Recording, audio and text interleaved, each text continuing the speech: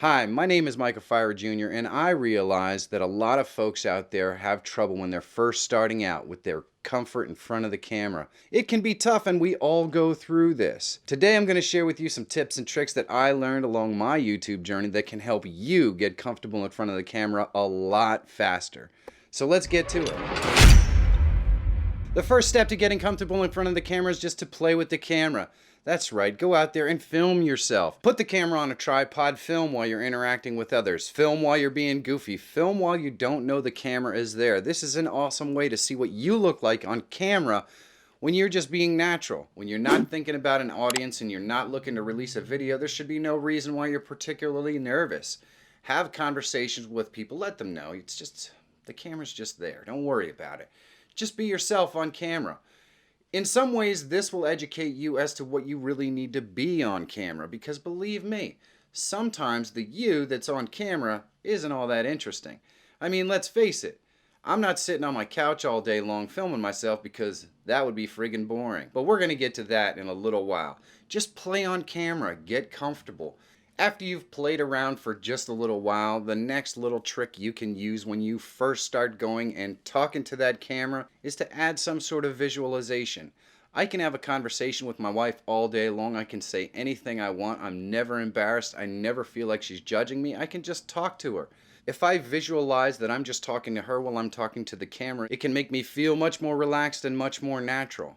And let's face it, when you're trying to reach an audience, you want them to feel like they're the only ones there and that's who you're talking to. This can make you feel a heck of a lot more comfortable just visualizing someone that you love and trust and can say anything to. When you first start out, you want to be mindful of your pacing when you're speaking. It's not very uncommon for a person to get a little bit nervous when they get in front of the camera. I mean, that's the purpose of this video, really. So if you feel nervous on camera and you're visualizing this person that you're talking to, the next thing you can do is just be mindful of the pacing. If you are a person who already talks fast, chances are you're going to talk that much faster in the video. Also, if you're a person who generally talks slow, well, you might want to think about speeding up your pacing. One of the main keys of interacting with an audience is to learn what works and what doesn't. And the more you think about your presentation, the less you're really going to be worried about being you on camera, and the more it's just going to be natural. Now, this one is a really big one. I talked before about how nobody wants to see me sitting on my couch talking to a camera. It would be boring. Generally speaking, I like to talk with much more excitement and energy than I would normally deliver while I'm talking to my wife on the couch. This can seem pretty unnatural when you first start doing it, but when you start watching back your footage, you'll find that 10 to 20% more is almost always better. And that's because the camera kind of de-energizes everything. You really have to push yourself to talk louder, to emote more, to show more facial expressions, to be more expressive to your audience. Because to be honest with you, 10% may not even be enough. 20% can be more engaging for your audience, and you have to gauge for yourself when you're watching the footage back. But I can tell you this, smiling and more energy is always felt by your audience, and that's a good thing, because nobody really wants to watch a Debbie Downer. Another really easy way to get more comfortable on camera is to watch a lot of other people on camera. I know you have favorites. I know you have people that you watch. Analyze the way that they say the things that they say, and then watch your own footage and see how you can model the things that you do. I'm not saying copy, I'm saying model the things that you do towards what they do. Everyone eventually develops verbal crutches when they're on camera, just things that we say that come natural to us in normal speech. And all of your favorite YouTubers that you've ever watched have the same thing. And if you watch enough of them long enough, you're going to be able to spot those verbal crutches, the things that they tend to say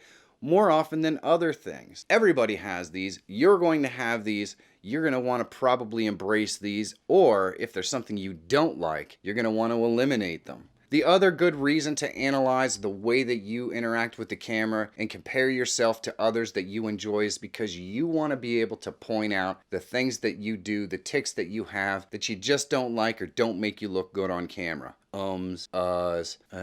Anytime that you do any of that on camera, well, it's going to be an editing opportunity. And when you first start producing content on camera, you're going to be doing a lot of editing out your verbal crutches and your and your ahs and all that stuff. It's just the way it is. All you're going to need to do is spend hours and hours and hours editing that stuff out, or watching your own content and comparing it to others, before you will start to consciously eliminate all of the things you're editing anyways. Having a subject matter that you feel passionate about, if you're knowledgeable and passionate about the things that you speak about on camera, it's always going to come out more authentic and you're going to look more genuine on camera. And as they say in the hokey pokey, that's what it's all about. Practice, practice, practice. This one is big. And it's the thing that a new YouTuber really needs to understand. All good things come with practice, and being in front of the camera is no different.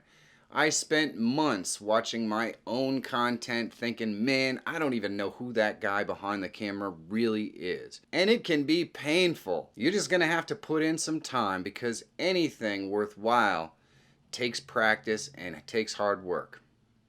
There's just no way around it. Once you get comfortable and confident on camera, you're going to want to know more about how to engage with your audience. If you check this video out right here, I give you lots of tips and suggestions on how you can grow engagement on your channel. Or if you want to check this video out, it's one YouTube thinks you're going to like. If you'd like to see more content that helps you grow your channel, consider elevating your strategy and subscribe to the channel. Click that bell so you know when I have new content coming out. Go on out there, film something awesome, make it count. Have a great day, and I'll see you soon.